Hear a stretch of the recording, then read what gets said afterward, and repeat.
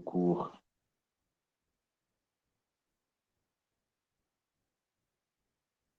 Ok. Bon, je vais enregistrer le cours.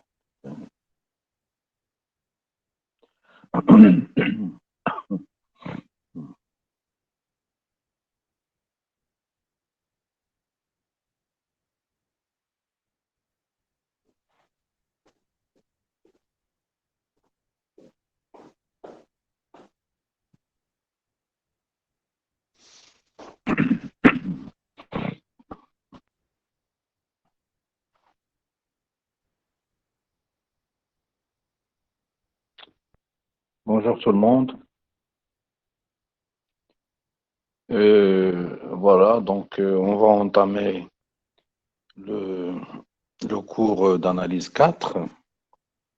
Il porte essentiellement sur les séries, hein, les suites et les séries de fonctions. Donc, le premier chapitre, il concerne les suites de fonctions. Le deuxième chapitre, il va être consacré aux séries de fonctions. Le troisième, les séries entières, qui sont un cas particulier des séries de fonctions. Après, on va faire les séries de Fourier. Et en dernier point, dernier chapitre, une petite introduction sur l'analyse complexe. Voilà ça. Donc ça, c'est le programme. C'est le programme d'analyse 4. Donc on va commencer avec le chapitre 1 qui traite des suites de fonctions. Donc ça généralise un peu les suites numériques, sauf qu'il y a une convergence de plus, hein. Voilà, c'est tout. Donc, il y a l'histoire de convergence qui change par rapport aux suites numériques habituelles. Donc, il y a tout d'abord ce qu'on appelle la convergence simple. Et puis, il y a la convergence qui est bien très intéressante, c'est la convergence uniforme. C'est ça la seule différence entre les suites de fonctions et les suites numériques réelles. D'accord? Donc, voilà, définition tout d'abord, qu'est-ce que c'est qu'une suite de fonctions? Donc, on va donner un domaine T inclus dans R et on appelle une suite de fonctions. C'est toute famille Fn qui dépend de n et de x, quoi, qui va de D vers R.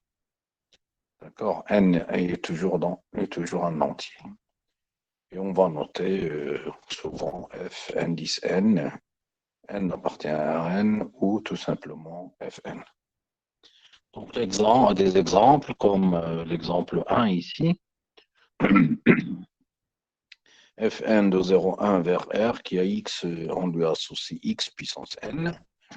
Le deuxième exemple, c'est Fn de R vers R, qui a x associé exponentielle moins nx. Le troisième, pareil, de R vers R, qui a x, on lui associe 1 plus xn divisé par 1 plus x carré. Et le dernier exemple, il va de 0,1, lui, vers R, qui a x associe nx 1 moins x carré puissance n. OK? Voilà, donc une suite de fonctions, c'est la donnée d'une fonction qui dépend de n, bien sûr, et d'un domaine D. Okay? Un domaine D qui est inclus dans R. Donc pour l'exemple 1, D c'est 0,1. Pour l'exemple 2, c'est D. Et l'exemple 2 et 3, c'est D égale R. Pour l'exemple 4, D égale 0,1, etc., etc. Voilà. Donc, convergence maintenant simple. Je prends une application de D dans R et on va dire que Fn converge simplement vers F si pour tout X appartient à D, la suite numérique, c'est-à-dire je fixe X dans D, et donc elle va dépendre que de N. D'accord?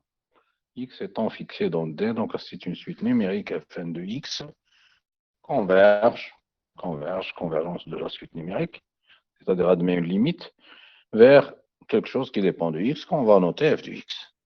Et on va dire que F est la limite simple de Fn de X. C'est tout simplement la limite, quand je vais écrire ici, attendez,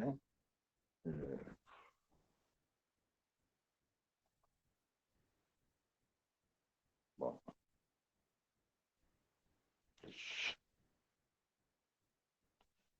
C'est tout simplement ça. F de X, c'est la limite de Fn de X quand n tend vers plus l'infini, X fixé dans D. Donc on laisse X de côté et on fait tendre n vers plus l'infini. Bien sûr, on va après discuter suivant la valeur de X. Suivant X. Est-ce que X égale 0? Est-ce que X est positif? Est-ce que X est négatif? Etc. etc. On est d'accord? Bon, on fait comme ça. Donc, on va voir des exemples. On va voir des exemples.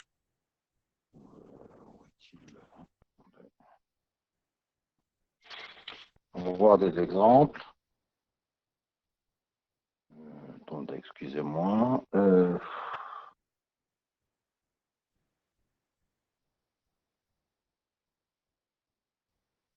On va voir des exemples. On voit des exemples de convergence simple. Bon. Donc, on utilise la définition. Hein. Donc, ça veut dire quoi? Fn converge simplement vers F. Pour tout X appartenant à D, donc ça c'est l'application directe de la convergence. Hein.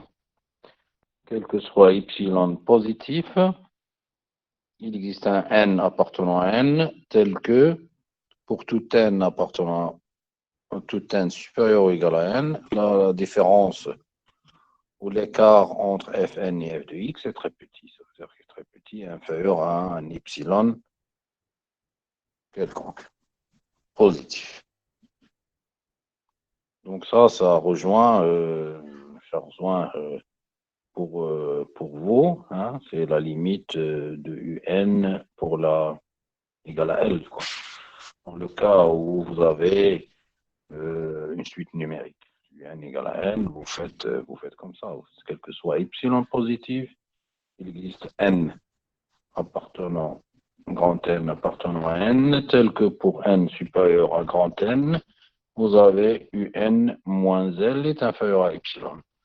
Donc ça, c'est la définition de la limite, quoi. Sauf qu'ici, vous avez, à la place de n, vous avez quelque chose qui dépend de x. D'accord? Vous avez fn de x, donc elle dépend aussi de x. Tout simplement. OK? On va noter la convergence simple. D'accord? On écrira Fn converge, comme ça, flèche, vers F, avec un CS, c'est-à-dire convergence simple, pour dire que ça converge simplement. D'accord? Donc, dans cette expression, puisque vous avez ici pour tout x appartenant à D,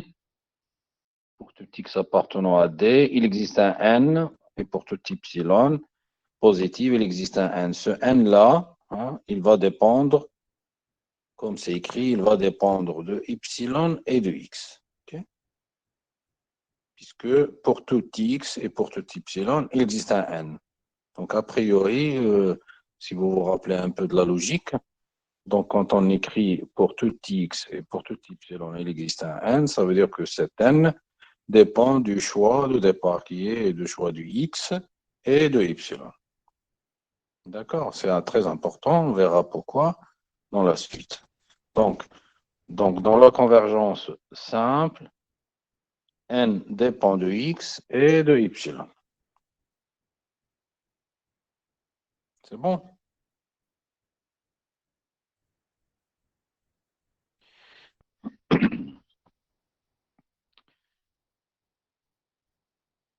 Et on va appeler le domaine de convergence, c'est le plus grand, d'accord? Donc, quand on se donne une suite de fonctions, quand on se donne une suite de fonctions fn qui est définie sur D peut être égal à R, hein. Donc, on prend le plus grand sous-ensemble tel que la limite simple existe. Et cet ensemble-là, on va l'appeler le domaine de convergence. Il peut être égal à D, hein, comme il peut être juste une partie de D. Bon. Proposition, la limite simple d'une suite de fonctions, quand elle existe, parce qu'il se peut qu'elle n'existe pas, hein, une fois qu'elle existe, elle est unique. C'est une propriété qui est connue des limites. On ne peut pas avoir deux limites distinctes pour une suite, qu'elle soit numérique ou de fonction, hein, d'accord? Donc, je passe. Donc, quand la suite, elle existe, quand la limite, elle existe, elle est nécessairement unique. Donc, on va reprendre les exemples d'avant, hein.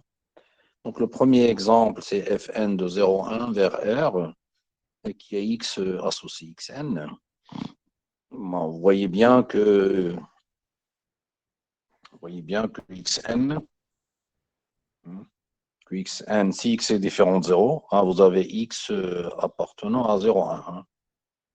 C'est ça le domaine. Il est donné. Hein, on vous a donné D ici. D'accord? On va chercher sa limite, à la limite de Fn. Donc, vous voyez bien quand x, quand vous connaissez, vous l'avez vu l'année dernière dans l'analyse 1, quand x est inférieur à 1, on a toujours xn tend vers 0. Quand n tend vers plus l'infini. OK? Donc, pour x ici appartenant à 0,1, c'est-à-dire ici, hein, donc ça fait ça, hein, puisque le domaine est dans 0,1, n'est pas dans moins, ça c'est moins 1, hein, x est inférieur à 1. Donc, quand x est différent de 1, est différent de 0, plutôt différent de 1, hein.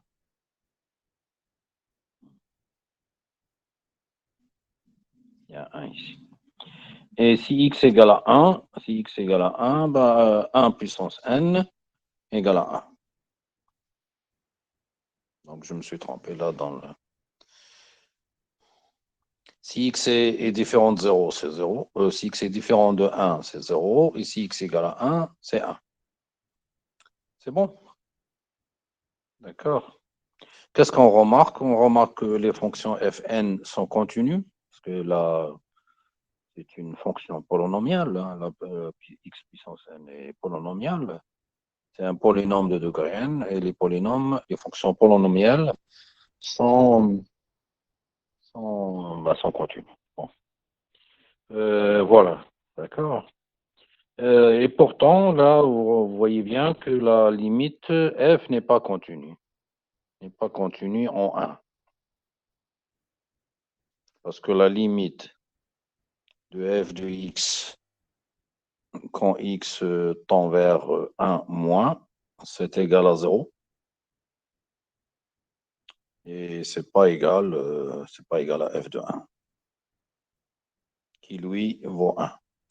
Donc, continuité en 1 n'est pas vérifiée. Voilà.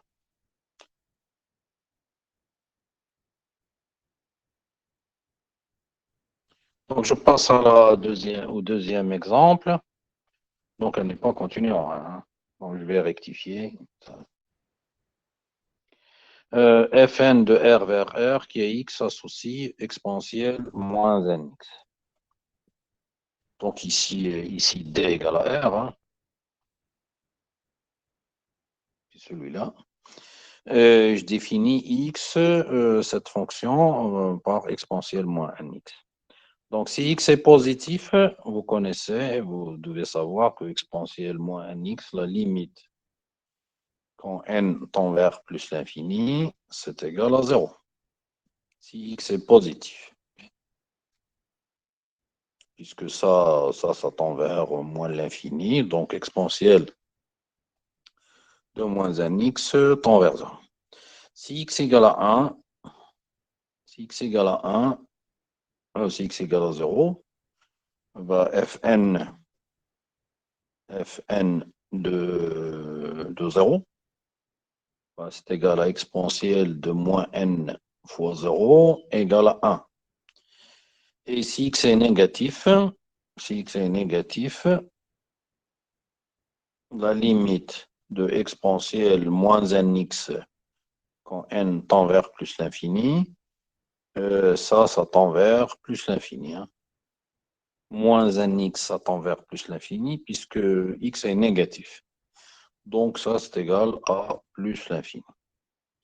D'accord? Donc, on peut résumer tout ça.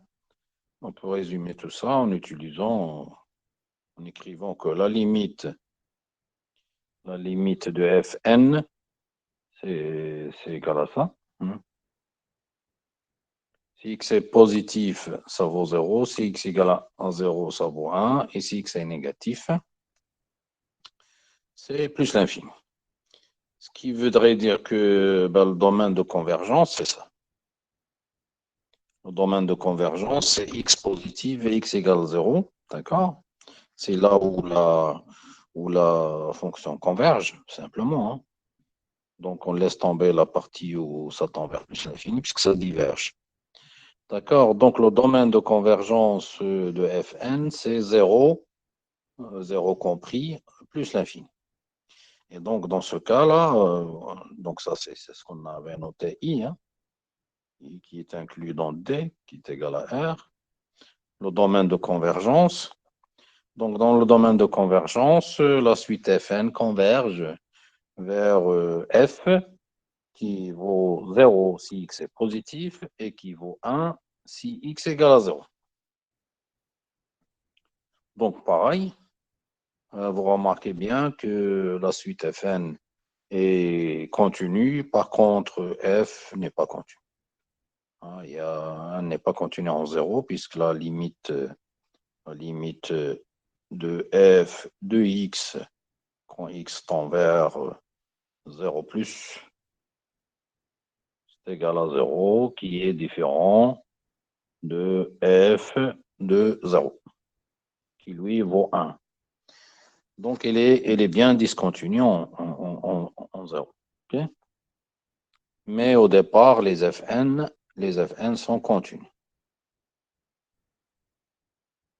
Puisque la fonction exponentielle la fonction exponentielle de moins 1x est positive. X appartient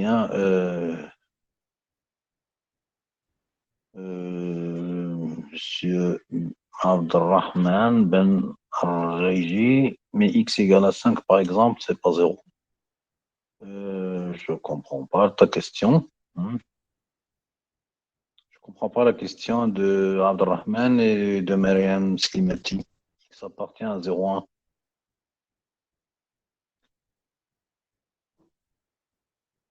Dans le premier exemple, okay, bah, je vais revenir au premier exemple.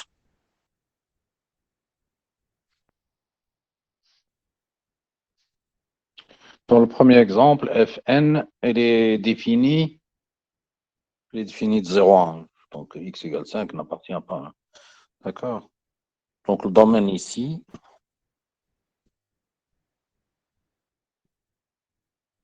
Fn, c'est D vers R toujours. Et ici, notre cas, c'est D égale 0. OK? Donc, je reprends.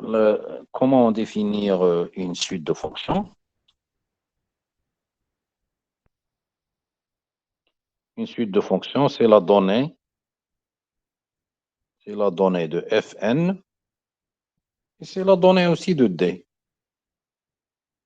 On donne Fn et on donne D. OK?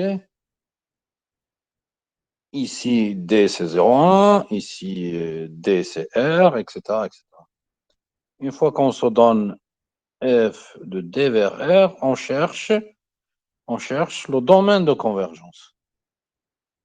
Le domaine de convergence, c'est-à-dire là où la limite de Fn de x, quand n tend vers plus l'infini, pour x appartenant à D, existe. Ce domaine-là, c'est quelque chose qu'on appelle I, okay, que j'appelle I, qui est inclus dans D, qui peut être égal à D, mais il est inclus. Hein? D'accord? Ici, dans le premier cas, bah, D et I, c'est les mêmes, etc. Euh, dans le deuxième exemple, D, c'est R, d'accord? Ici, D c'est égal à R, c'est donné. Mais la partie négative, dans la partie négative, Fn ne converge pas, donc bah, il va rester que I égale R plus. C'est cette partie-là où tout va bien, si vous voulez, où la limite existe. OK?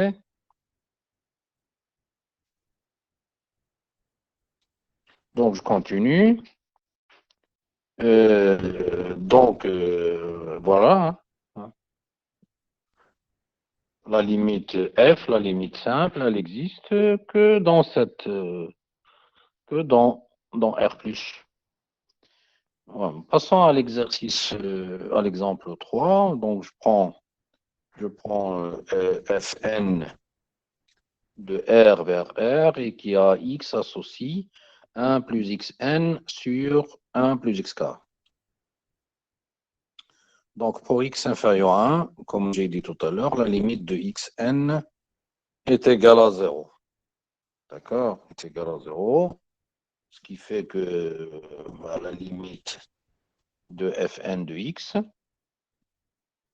Fn de x quand n tend vers plus l'infini, c'est la limite de 1 sur 1 plus x carré plus xn sur 1 plus x carré. D'accord? Donc ça, c'est 0. Et donc, il va rester 1 sur 1 plus x carré. C'est la limite quand n tend vers plus l'infini. Oublions x. OK? Sauf ici qu'on est dans le cas où x est inférieur à 1.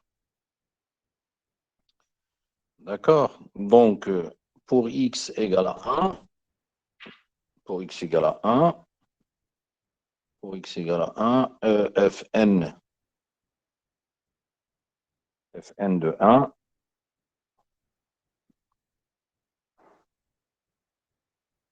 Fn de 1, c'est égal à 1 plus 1 puissance n sur 1 plus 1.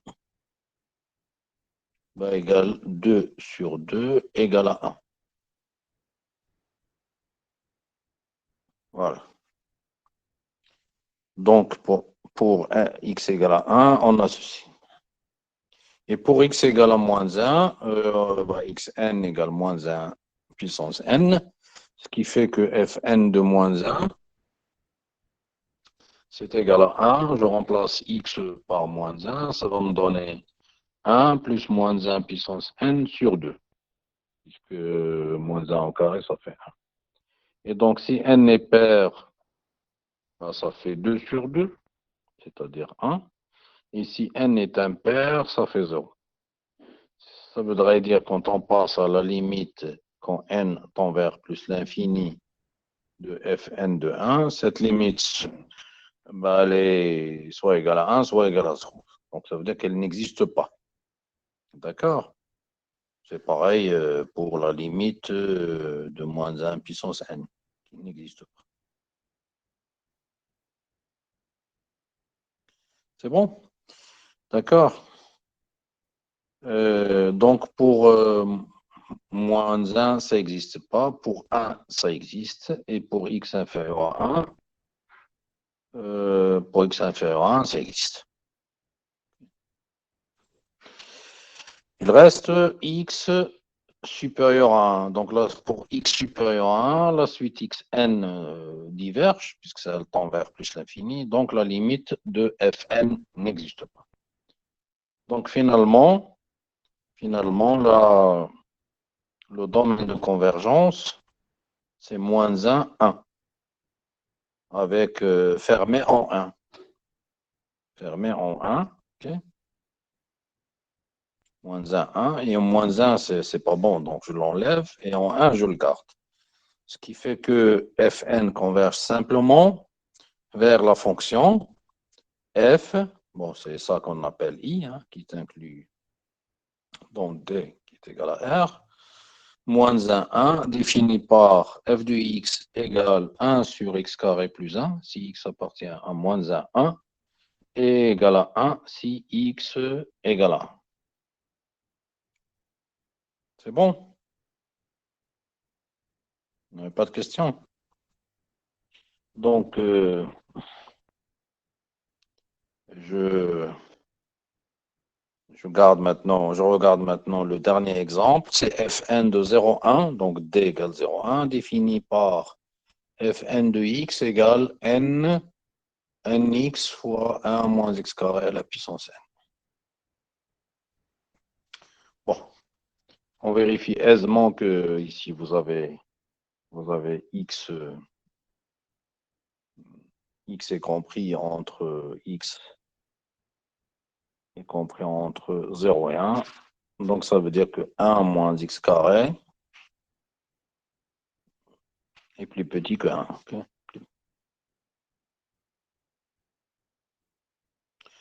D'accord, donc 1 moins x carré puissance n, ça tend vers 0. Donc, et c'est celui qui l'emporte, ça, il l'emporte sur le n ici. Ça veut dire que ça, il tend vers 0 plus rapidement que n. D'accord? Donc, ce qui fait que la limite de fn converge vers la fonction f qui est égale à 0 sur 0,1. Donc, si vous remarquez, hein, donc on peut faire ce calcul. D'accord. La limite, je calcule. C'est autre chose.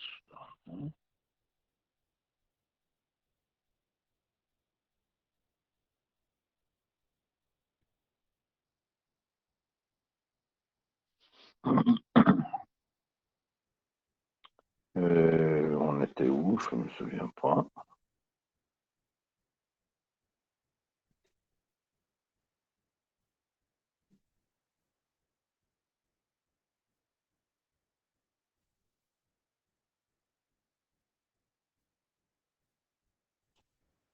J'en étais où? Je suis perdu. Excusez-moi.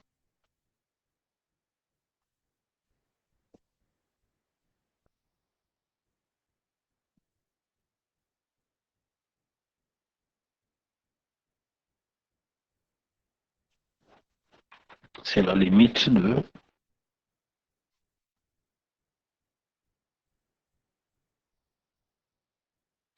J'étais à la. J'étais à la nx sur ça. D'accord. Je vais calculer l'intégrale de 0,1.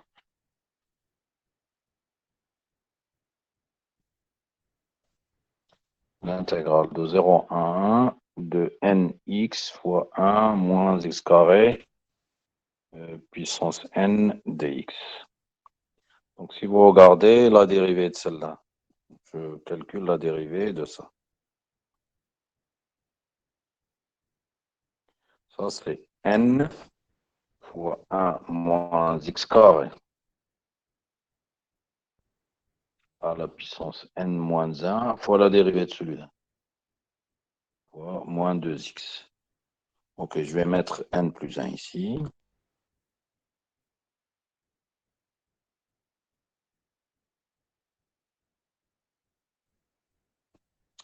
Donc, je vais calculer la dérivée de ça.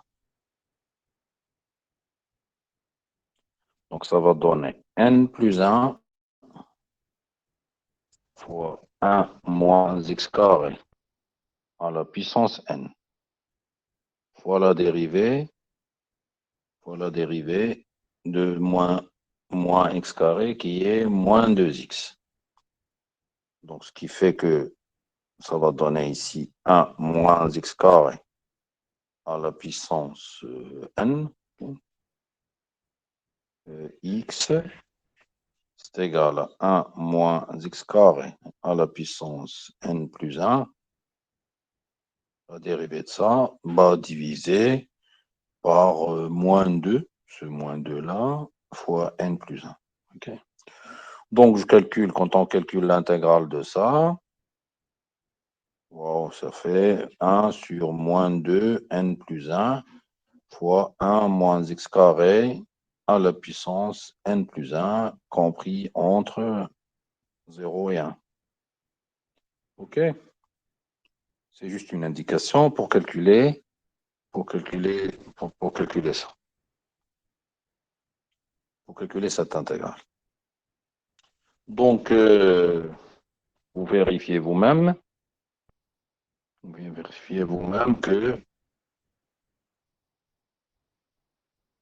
Que cette intégrale, elle vaut n sur 2n plus 1. N sur 2n plus 1, quand je fais la limite quand n tend vers l'infini, la limite de n sur 2n plus 2, c'est égal à 1 demi. Or, la limite de l'intégrale de 0 à 1, ça fait 0, car f égale 0. J'intègre 0 entre 0 et 1. Donc, vous voyez que quand on calcule l'intégrale, le passage à la limite n'est pas vérifié. Ça veut dire que la limite de l'intégrale de fn de x dx n'est pas égale de 0 à 1 n'est pas égale à l'intégrale de 0 à 1 de la limite de fn de x dx. C'est-à-dire, en gros, vous ne pouvez pas entrer la limite ici.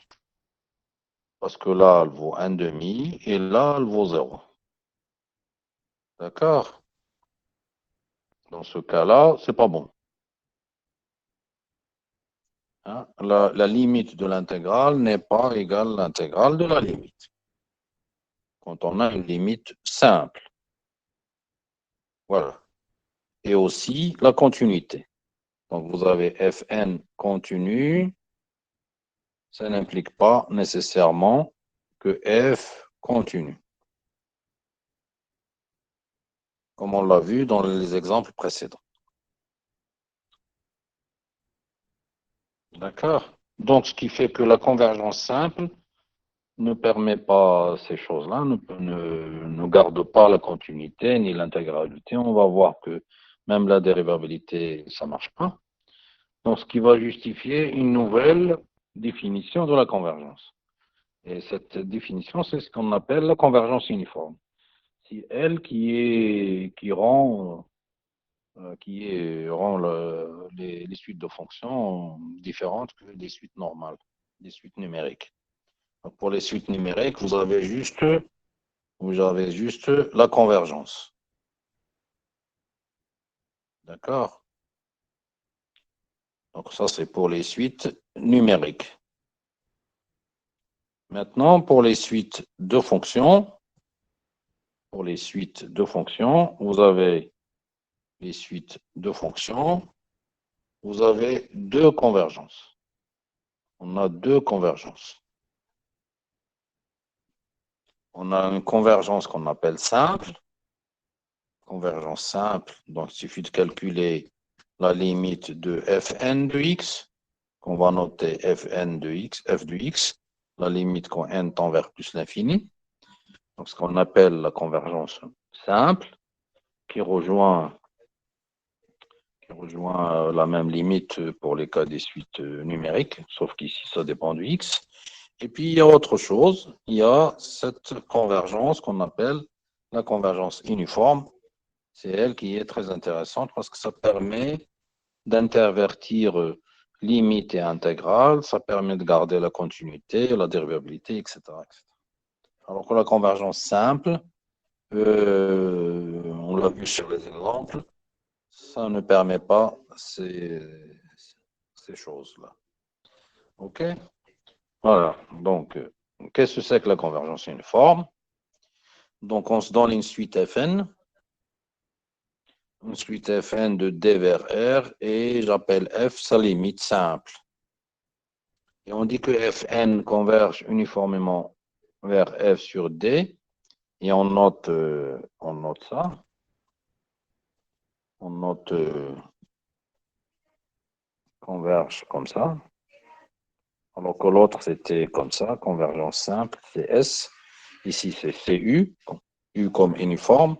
Si, quel que soit epsilon positif, il existe n appartenant à n, tel que pour tout n supérieur à n et tout x appartenant à d, on a fn de x moins f de x est inférieur à epsilon. Vous voyez bien la différence entre convergence simple et convergence uniforme. La différence, c'est celui-là, c'est quel que soit x appartenant à D. Pour la convergence simple, il était là. Il était tout au début. Hein. Si vous regardez bien, je vais revenir. Je vais revenir à la convergence simple.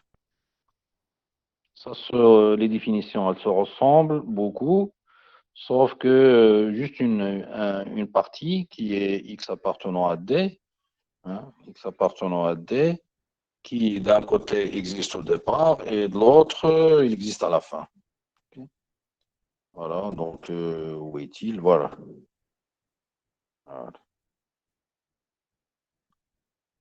Donc la suite simple, si, quel que soit, hein, pour tout x appartenant à D, c'est-à-dire quel que soit x appartenant à D, il va exister, et pour tout epsilon positif, il existe n tel que pour n supérieur à n, on a cette expression.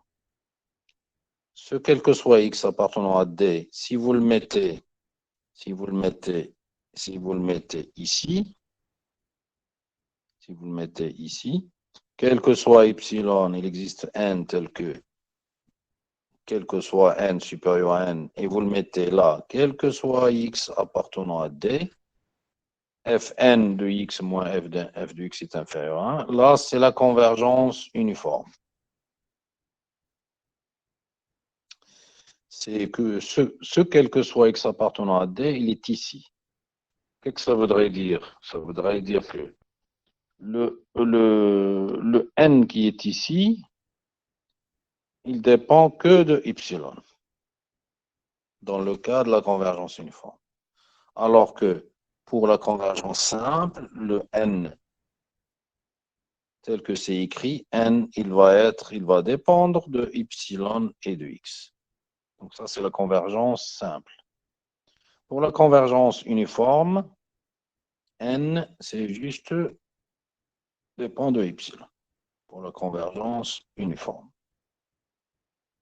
C'est la seule différence. OK? C'est ce quel que soit x appartient à D qui, pour la convergence simple, il est au départ de la définition, c'est-à-dire Fn converge simplement si, quel que soit x appartenant à D, quel que soit epsilon positif, il existe un n tel que pour tout n supérieur ou égal à grand N, Fn de x moins Fn moins f de x est inférieur à epsilon. Alors que pour la convergence uniforme, ça ressemble beaucoup à cette définition, sauf ce quel que soit x appartenant à D.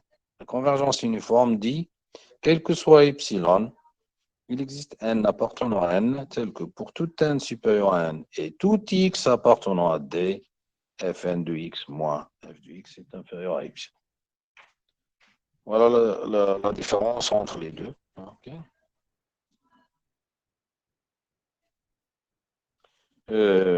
Donc, on va voir des exemples. Voilà. OK. Voilà la définition. Donc, lequel que soit x appartenant à D, il est ici. Donc, converge uniformément, si et seulement si. Voilà. Quel que soit. y positive, il existe n, implique que quel que soit x appartenant à d, fn de x est inférieur à y. Puisque c'est quel que soit x appartenant à d, je vais prendre le sup. Ça ne dépend pas d'x. Donc, si c'est vrai quel que soit x, il est aussi vrai pour le sup de fn de x moins f de x. OK? Et on va noter cette notion de sup, on va le noter comme ça. Sup de fn de x moins f de x, on va le noter norme, ça s'appelle la norme infinie. Hein, d'accord? La norme infinie d'une fonction, donc g de x si vous voulez, pour la différencier avec f. D'accord? G de x, ou g infini si vous voulez. G infini, c'est le sup de gx en valeur absolue, le sup étant pris sur les x appartenant à t. OK?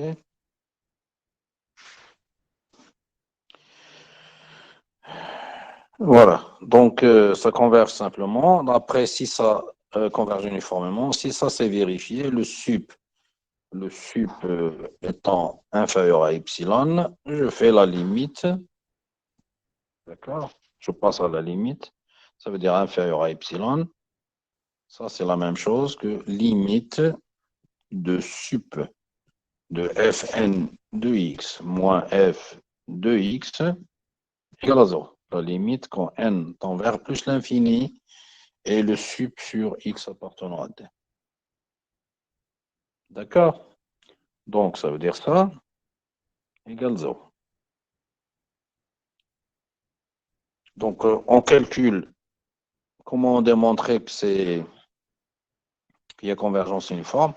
On calcule, donc j'efface, on calcule la limite simple. On calcule tout d'abord la limite simple f de x. C'est ça, c'est la limite simple. Et on calcule le sup, c'est-à-dire la plus grande valeur, le sup sur x appartenant à d de fn de x moins f de x, c'est-à-dire le maximum que peut avoir cette fonction-là. Et si fn, ce sup, tend vers 0, alors, tend vers 0 quand n tend vers l'infini, alors la convergence est uniforme. Et si le sup ne tend pas vers 0, la convergence n'est pas uniforme, mais elle reste simple. Okay? Donc, dans la convergence, je viens de dire que n ne dépend pas de x, il dépend uniquement de y. On va regarder les exemples. Fn, la suite définie par sur 0,1 par Fn de x égale x puissance n. On a vu que Fn converge simplement vers 0. D'accord? Si x égale 0 et f de 1 égale à 1. Donc on calcule le sup. Le sup de fn moins f, c'est le sup de xn, puisque f égale 0. Le sup sur x, x appartenant à 0,1, c'est pour x égale à 1. Quoi. Donc pour x égale à 1, ça fait 1. Donc, d'accord, donc ça ne tend pas vers 0. Ça ne tend pas vers 0, puisqu'il vaut 1, ça ne tend pas vers 0. Donc, il n'y a pas de convergence uniforme. Il n'y a pas de convergence uniforme. On est d'accord? Je passe à au deuxième exemple, qui était f de Rn de R plus vers R et qui est x associe exponentielle moins nx. On a vu que ça tend vers sa limite simple, c'est ça. C'est 0 si x est positif et 1 si x est égal à 0. Donc, le sup de fn moins f de x, c'est ça. C'est sup sur les x appartenant à R plus de exponentielle moins nx. Bon, comment on détermine le sup? C'est facile.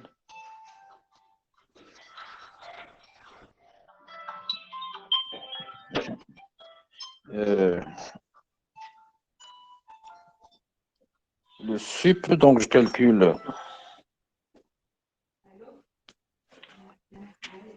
la dérivée, hein, donc j'étudie cette fonction, que je l'appelle g de x égale exponentielle moins nx. Donc je calcule sa dérivée, g' de x égale moins n exponentielle moins nx. Donc ça c'est négatif, a priori c'est négatif. Okay. Et donc sur 0 plus l'infini, g', j'étudie les variations, et g ici.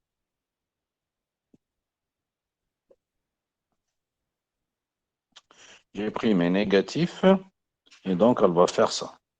Et g de 0, c'est 1, et la limite de g de x quand x tend vers plus l'infini, ça fait 0. Donc elle va faire comme ça. Ce qui voudrait dire que le sup de g de x, c'est positif, sur x appartenant à R+, c'est égal à 1. On est d'accord? Sup, c'est égal à 1. Et donc, comme ça ne tend pas vers 0, il n'y a pas de convergence uniforme.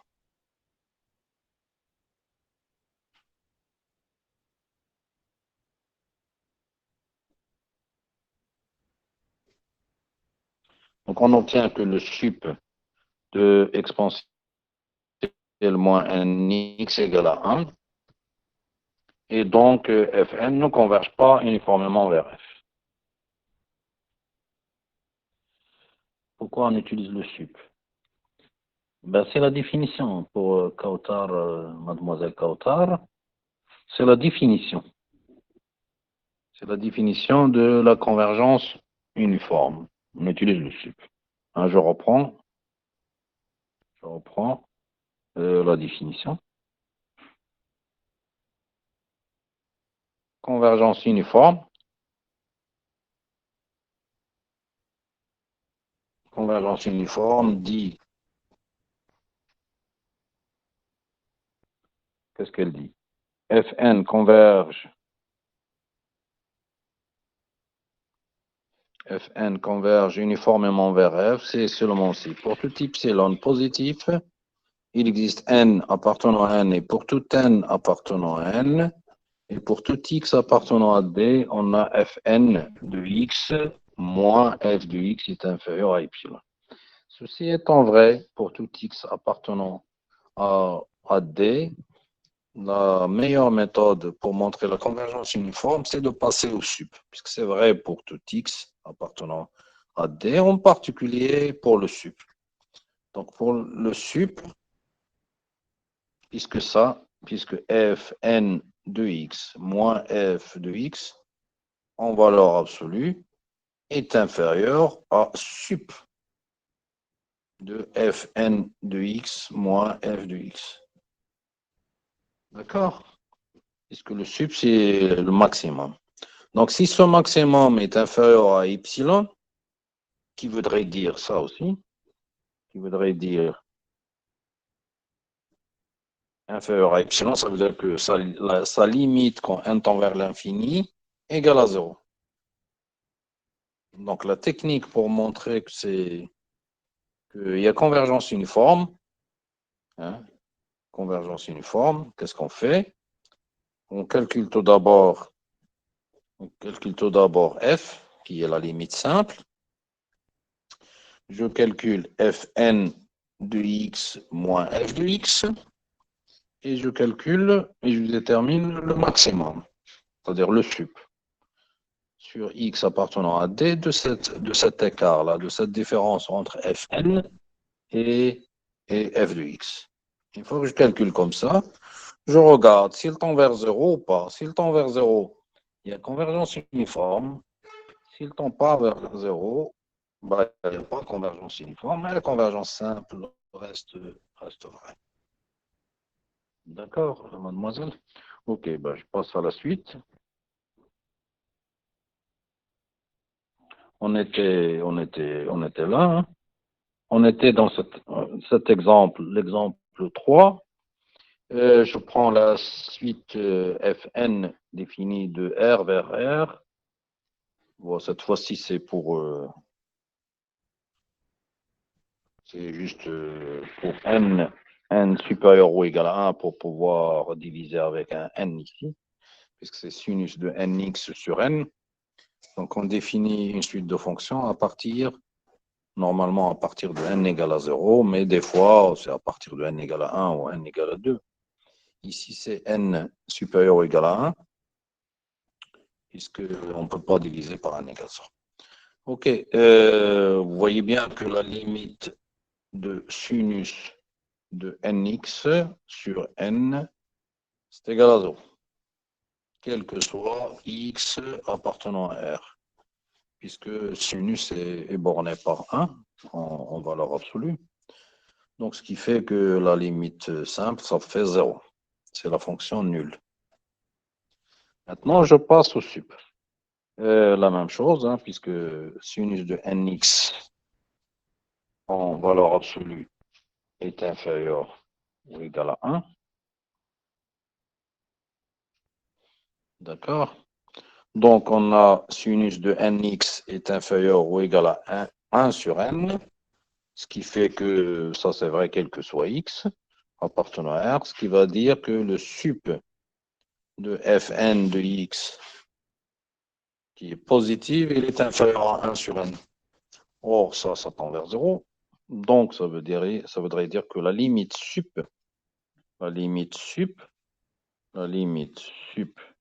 de fn de x moins f de x, quand n tend vers plus l'infini, ça fait 0. Ce qui voudrait dire que fn converge uniformément vers f sur r. OK? Pas de questions? Bon, maintenant, on va passer à quelques propriétés de la convergence uniforme. La première, c'est la somme de deux suites de fonctions uniformément convergentes. C'est pareil, est une suite de fonctions uniformément convergentes puisque n ne va pas dépendre de epsilon pour les deux. Quand on fait la somme, le nouveau n ne dépend pas de x, il dépend du choix de epsilon. Bon, la deuxième propriété les propriétés suivantes qui sont plus intéressantes, c'est la propriété qui est évidente, là, ce que la convergence uniforme entraîne la convergence simple. La réciproque est fausse, puisqu'on vient de voir qu'il y a des suites de fonctions qui convergent simplement, mais qui ne convergent pas uniformément. D'accord? Donc la convergence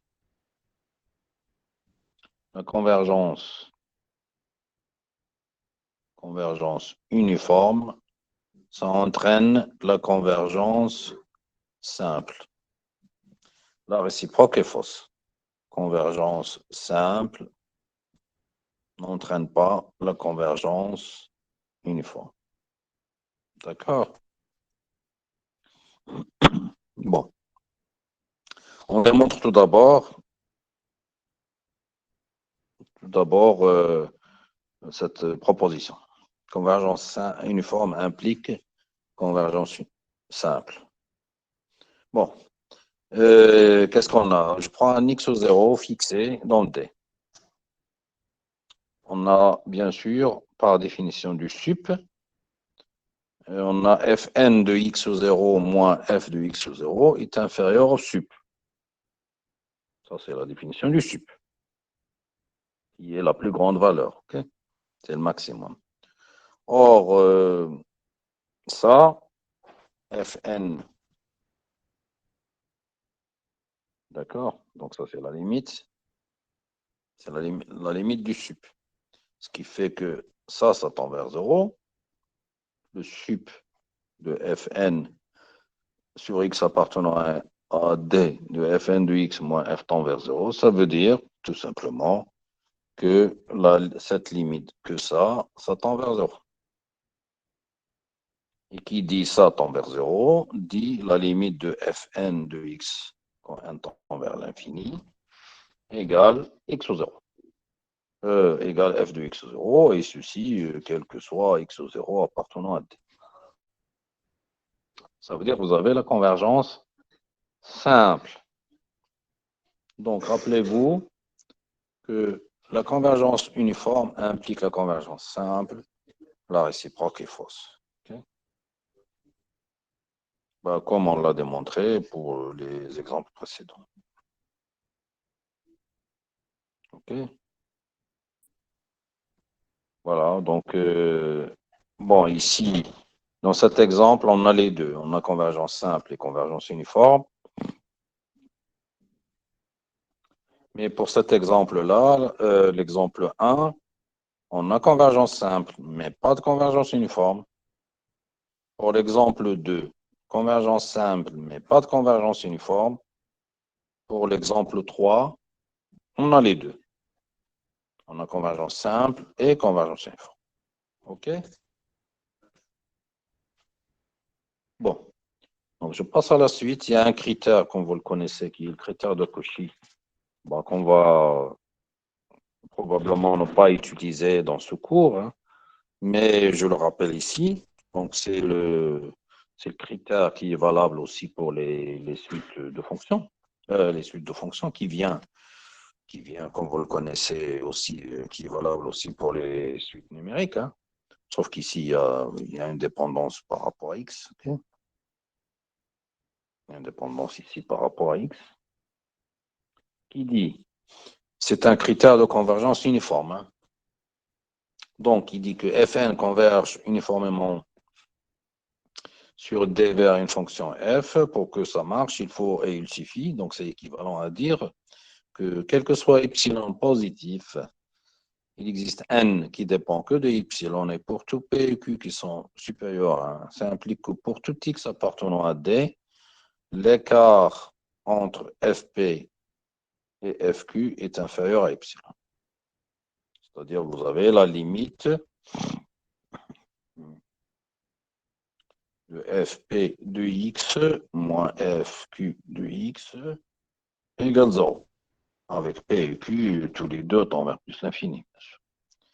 Donc, ce critère, comme vous le connaissez très bien, est valable et nécessaire pour savoir si une suite est convergente sans calculer sa limite. Parce qu'il y a des suites de fonctions ou des suites numériques que c'est difficile de déterminer leur limite. Si on s'intéresse juste à l'histoire de convergence, on utilise le critère de Cauchy.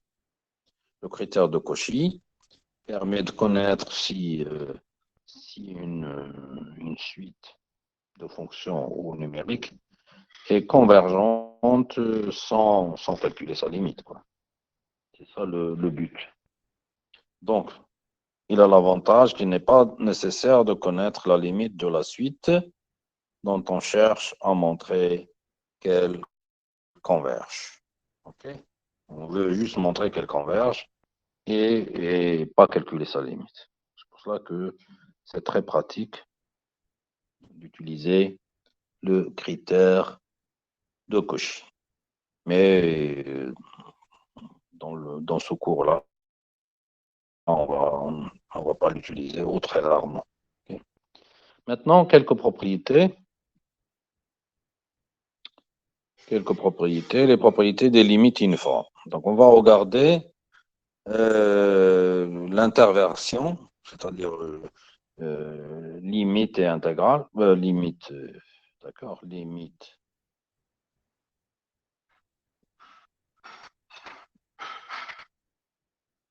Convergence uniforme et limite, ok? Intervertir deux limites.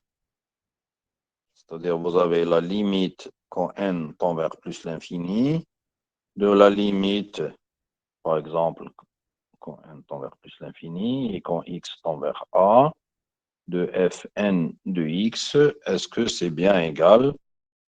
Est-ce que je peux mettre ça? La limite quand x tend vers a, de la limite quand n tend vers plus l'infini, de fn de x. C'est-à-dire intervertir, c'est changer l'ordre. Est-ce que la limite quand n tend vers l'infini de la limite quand x tend vers a, est-ce que c'est égal à la même chose, à la limite quand x tend vers a, de la limite quand n tend vers l'infini? Je dis que c'est possible à condition d'avoir la convergence uniforme. Avec la convergence simple, c'est pas bon. Pour la convergence uniforme, vous avez le droit de faire, d'intervertir les deux limites. OK?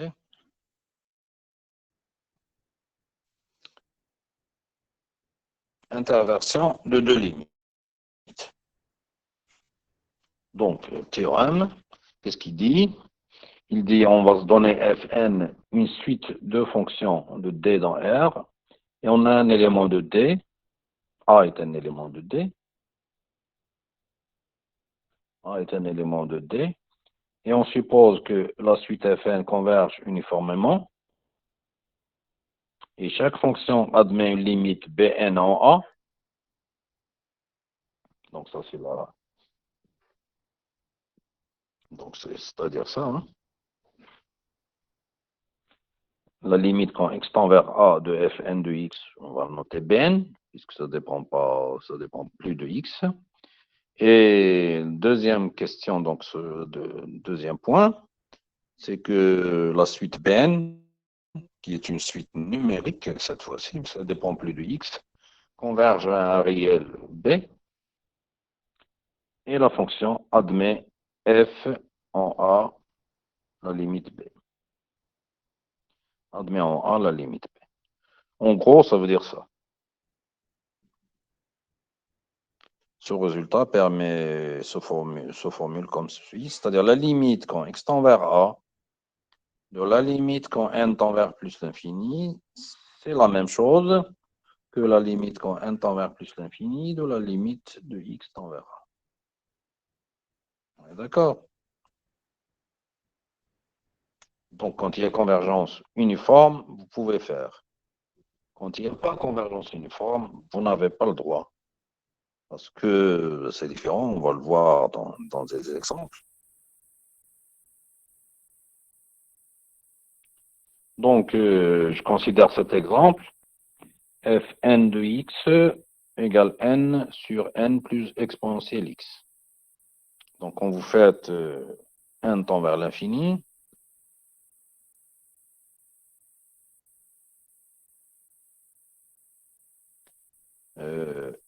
d'accord, la limite de n sur n plus exponentielle x, quand n tend vers plus l'infini, x étant fixé, c'est la même chose que la limite de n sur n est égale à 1. OK? X étant fixé. Hein. Pour x appartenant à R fixé, vous avez cette limite qui vaut 1. Voilà. Maintenant, on fait la différence, on fait l'inverse. On fixe n et on fait tendre x vers l'infini.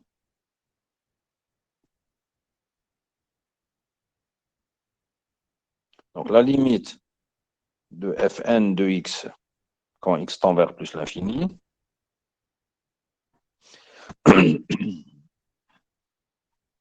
la limite de n sur n plus exponentielle x quand x tend vers plus l'infini, ben, vous voyez bien, oubliez n, c'est ça tend vers plus l'infini, donc sa limite c'est 0. D'accord? Donc, les limites sont différentes. Donc, on peut pas écrire ça.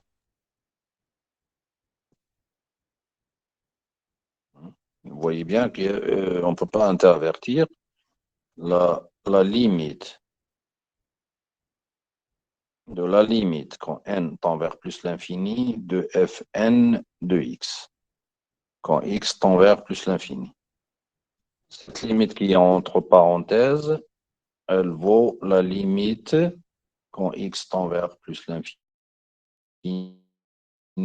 de 1. Donc ça fait 1. Puisque la limite n tend vers plus l'infini, ça fait 1. Maintenant, quand je change la limite quand n tend vers plus l'infini de la limite quand x tend vers plus l'infini de fn de x. Cette limite entre parenthèses quand x tend vers plus l'infini de 0, ça fait 0. D'accord? Donc les deux limites sont différentes.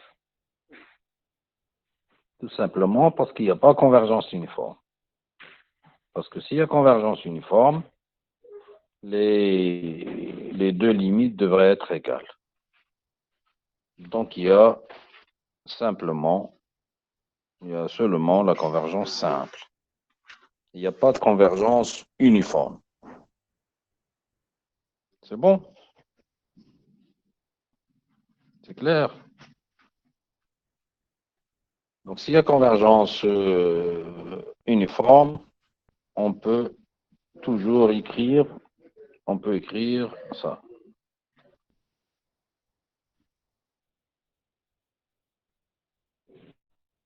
On peut intervertir, c'est-à-dire changer l'ordre des limites. La limite sur x, la limite sur n, c'est la même chose que la limite n sur la limite de x. Quand il n'y a pas convergence uniforme, il y a des chances que ça ne marche pas. Il y a des chances qu'il n'y a pas égalité. OK?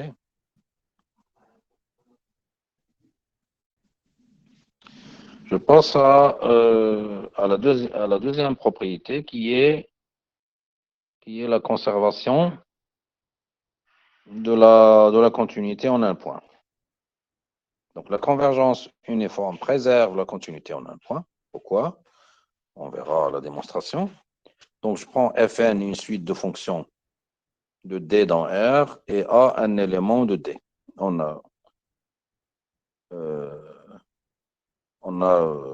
cette hypothèse, hein. On a la suite, ces conclusions plutôt. La suite Fn converge uniformément sur D vers une fonction notée F. Et chaque fonction Fn est continue en A. Si vous avez ça, alors F est continu en A. Qu'est-ce que ça voudrait dire? Ça voudrait dire que si vous avez une suite de fonctions qui est continue, et si vous avez la convergence uniforme, alors sa limite F est nécessairement continue. Si ce n'est pas vrai, bah, c'est qu'il n'y a pas convergence uniforme, comme on le montre dans les premiers exemples ici, hein, si vous vous rappelez. Donc, je reviens derrière. Ça, par exemple, la suite Fn de x égale xn, c'est continu. Les fonctions xn sont continues. La convergence uniforme n'existe pas. Donc, hein, F n'est pas continu, donc il n'y a pas de convergence uniforme. F n'est pas continu.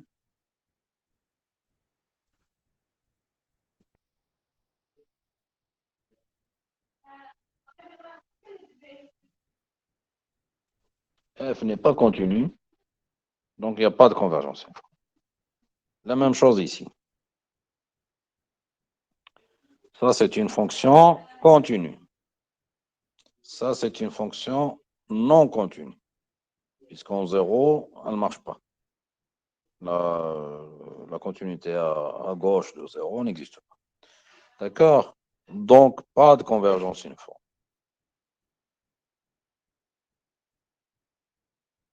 Parce que s'il y a convergence uniforme, d'après le théorème que je viens de dire, s'il y a convergence uniforme, si les fonctions fn sont continues, leur limite est nécessairement continue. Or, ce qui n'est pas le cas ici, dans les deux cas. Dans les deux cas, la limite simple n'est pas continue, donc pas de convergence uniforme. C'est bon?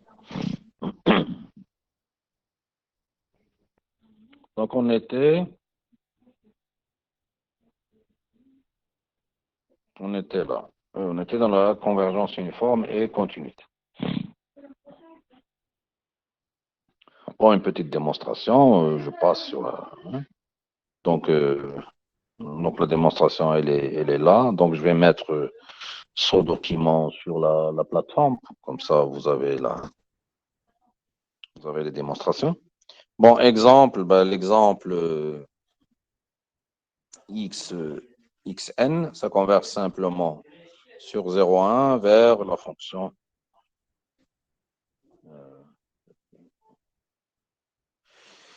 la fonction qui vaut 1 si x égale à 0, qui vaut 1 si x est différent de 0. C'est plutôt l'inverse. Hein. Qui vaut 0 si x est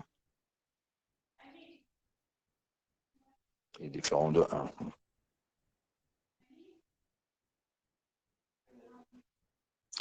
Et il vaut 1 si x égale à 1. Donc, il n'y a pas de continuité au point 1. D'accord? Donc, il y a une petite erreur de frappe. Voilà. Donc, pareil, hein, pareil pour l'autre. J'ai donné un exemple, mais on peut reprendre cet exemple-là. Pas celui-là, mais celui-là. Hein? X associe exponentielle moins nx, mais cette fois-ci, c'est sur R+.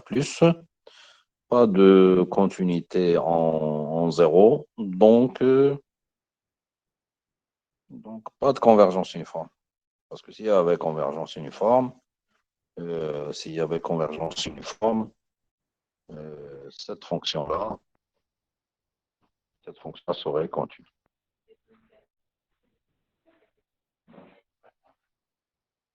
Non continue. Non continue en 0. Donc, non continue sur le domaine. On est d'accord? Bon.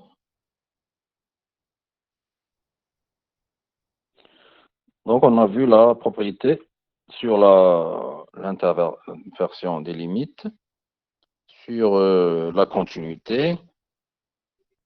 OK. Après, donc, je passe à l'intégration.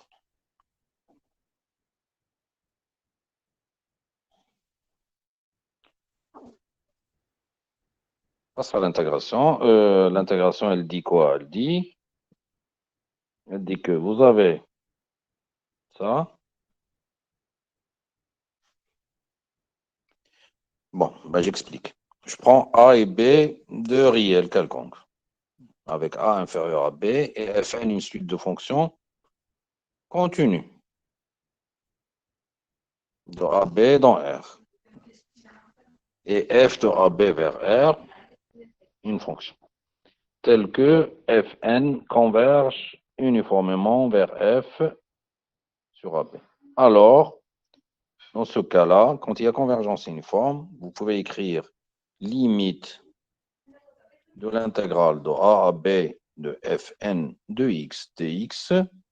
La limite quand n tend vers plus l'infini, c'est la même chose que l'intégrale de A à B de la limite de Fn de x dx quand n tend vers plus l'infini, qui est égal à l'intégrale de A à B de f de x dx, puisque la limite de Fn de x, c'est sa limite simple.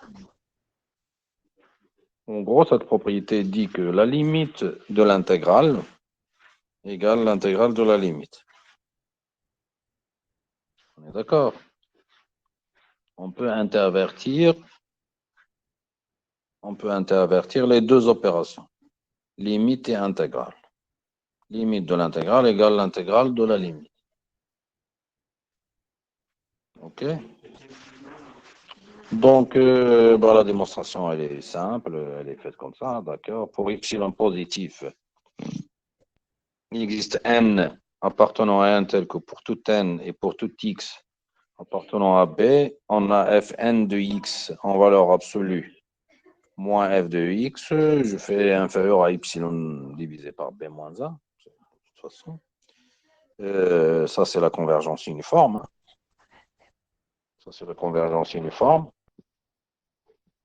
puisque x appartenant à B, ici, x appartient à B, il est ici.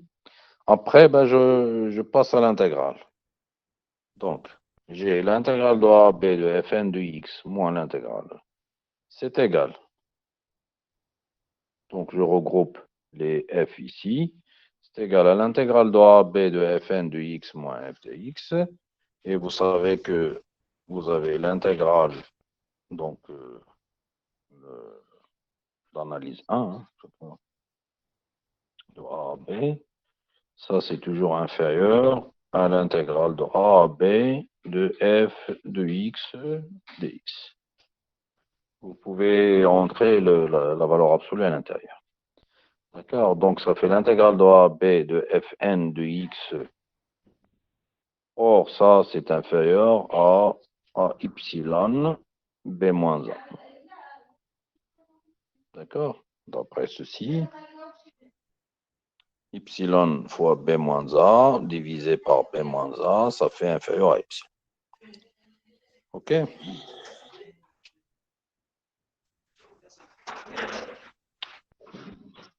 Donc, cette propriété n'est plus vraie si on a juste la convergence simple. Hein? Pourquoi? Parce qu'on vient de voir dans cet exemple-là, hein, tout au début du cours, quand on pose ça, hein, pour cet exemple-là, on a vu que la limite, donc je prends A égale à 0 et B égale à 1. D'accord, donc la limite de ça égale, on a vu que c'est égal à 1 demi, qui est différent de ça qui fait 0. D'accord? C'est à cause du fait qu'il n'y a pas de convergence, il n'y a pas de convergence uniforme. S'il y avait convergence uniforme, on aurait obtenu l'égalité entre les deux. Bon. Maintenant, je passe au dernier point, hein, qui concerne la dérivation. Et je le fais tout d'abord pour la primitive, après comme un corollaire, c'est la dérivation.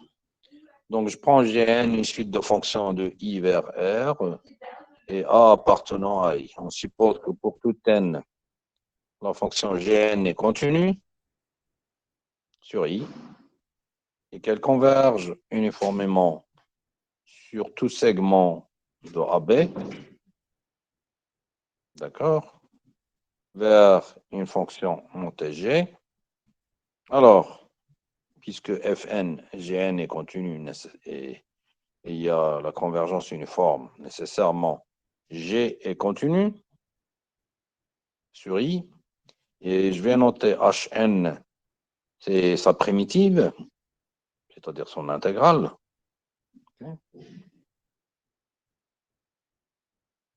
Tel que Hn de A égale à 0, bon, c'est pour dire qu'elle s'annule en 1, et que cette suite Hn de x converge uniformément vers une fonction que j'appelle h, alors nécessairement h est la primitive de g. Et elle devrait vérifier puisque on a ceci. On a hn de a égale à 0, ça veut dire que la limite de hn de a, quand n tend vers plus l'infini, c'est égal à h de a égale 0. Donc c'est une primitive H est une primitive de G qui s'annule en 1.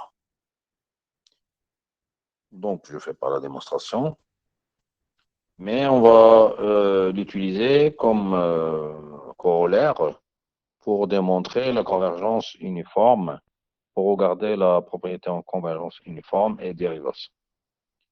D'accord? Qu'est-ce qu'elle dit? Qu'est-ce qu'il dit ce corollaire? Puisque là, il faut partir de la réciproque à peu près au sens de la dérivation de ce théorème-là. C'est une conséquence de ce théorème. Il dit que si Fn est de classe C1, c'est-à-dire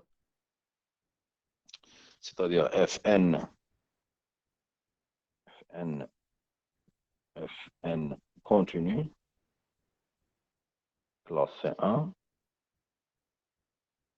c'est-à-dire Fn et F'N continu sur I, hein, continu sur I, Fn et sa dérivée sont continues. Et si la suite de F'N converge uniformément, si la suite Fn converge simplement, ça suffit qu'il y ait convergence simple. Par contre, pour la dérivation, il faut qu'il y ait convergence uniforme. Alors, si vous avez tout ça, la fonction f est de classe C1 et vous avez f' de g, f' égale g. Regardez la différence. OK, qu'est-ce qu'il dit le théorème? Donc, la dérivation, hein, n'essayez pas de dire que si Fn, hein, on n'a pas ça. Si Fn converge uniformément vers F, alors F'N converge uniformément vers F. Ça n'existe pas. Hein? On ne peut pas dire si Fn converge uniformément vers F, alors F'N, je peux passer par la dérivation pour dire que F'N converge vers F'. Ça, c'est faux. Ce qui est vrai, c'est quoi? Ce qui est vrai, c'est une sorte de réciproque. C'est quand il y a convergence uniforme, F'N converge uniformément vers quelque chose, vers G, et si Fn converge simplement vers F, alors vous avez F' continu et F' égale G. C'est ça ce que dit ce théorème-là. Okay? Il dit, je reprends et puis on va s'arrêter là, puisque c'est l'heure. Donc, soit Fn une suite de fonctions.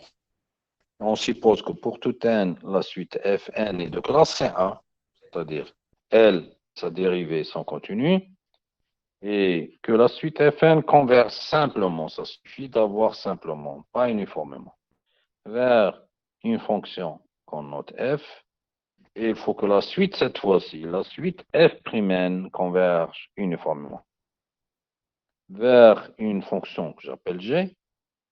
Alors, si vous avez tout ça, si vous avez les trois conditions, alors nécessairement, vous avez Fn converge uniformément vers F, et en plus, vous avez F est de classe 1 et sa dérivée égale G.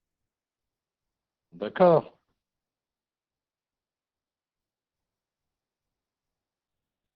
Donc, je reprends. Hein.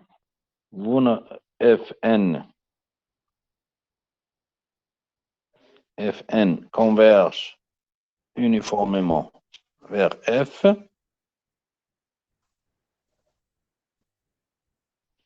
Ça n'implique pas que F'N converge uniformément vers F'. Donc ça, c'est faux. OK? Ce qui est vrai, c'est ça. Ce qui est vrai, qu'il faut se donner une suite de fonctions qui est de classe C1, déjà. Il faut que Fn et F'N existent, que F'N existe et qu'elles soient continues toutes les deux. OK? Et qu'il suffit d'avoir la convergence simple. Et que F1 converge simplement vers F. Il faut ça. Et il faut que la suite F'N converge, mais uniformément. La suite dérivée converge uniformément vers une fonction G. Une fois que vous avez ça, vous avez automatiquement la convergence uniforme de Fn. Et vous avez, même en plus, vous avez ce F-là et de classe C1, c'est-à-dire il existe, est dérivable, et en plus, sa dérivée, c'est égal à G. C'est bon? Je suppose que vous avez compris. Donc, un exemple, et puis on s'arrête là. L'exemple, c'est ça. C'est Fn de x égale racine de x carré plus 1 sur n. Ça converge simplement, puisque ça tend vers, quand n tend vers l'infini, ça tend vers rac, ce 1 sur n tend vers 0. Donc, ça tend vers racine de x carré qui est égale à la valeur absolue du x. Les fonctions Fn sont de classe C1. Il n'y a pas de problème, puisque la racine de x carré plus 1 sur n est continue, sa dérivée aussi. Et pourtant, la limite n'est pas dérivable en 0. La valeur absolue de la fonction f du x est égale à la valeur absolue de x n'est pas dérivable en 0. En 0, bah, c'est l'exemple type d'une fonction. Parce que vous avez ça, la limite de f de x moins f de 0 divisé par x moins 0. Quand x tend vers 0 plus, c'est égal à 1. Et quand x tend vers 0 moins, cette limite, elle vaut moins 1. D'accord? Elle vaut moins 1. Donc, elle n'est pas dérivable puisque la limite à droite et limite à gauche ne sont pas égales. OK. Ben, il y a un problème puisque, en fait, la suite, pourquoi ça ne va pas? Puisque la suite F'N n'est pas uniformément convergente. Elle existe, les suites F'N existent et sont continues, mais n'est pas uniformément convergente. OK? Parce que si elles étaient uniformément convergentes, d'après ce théorème, si les Fn N, hein, donc on a tout, on a ça, on a le premier point vrai, le deuxième point vrai. D'accord? On a ça, hein? D'accord, mais F' n'existe pas. F' n'est pas continu. Ça veut dire que ce troisième point n'est plus vérifié. C'est-à-dire que la suite F'N ne converge pas uniformément. Parce que si elle convergeait uniformément, on aurait les résultats. On aurait la suite Fn converge uniformément et on aurait la limite continue, etc. et même dérivable. OK? Voilà, donc on s'arrête là puisque c'est l'heure. Est-ce que vous avez des questions?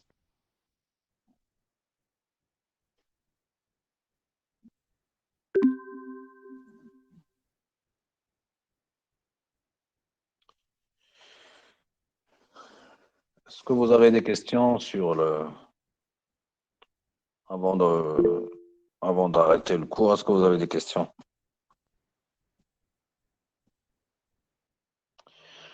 Au revoir, donc à lundi prochain. Donc là, il n'y a pas de TD. Il n'y a pas de TD cette semaine. D'accord? Il n'y a pas de TD cette semaine. Donc la semaine prochaine, on va faire les TD sur les séries de fonctions. OK, je vais déposer ça dans la plateforme ainsi que l'enregistrement. OK. Bah, au revoir et je vous souhaite une bonne journée.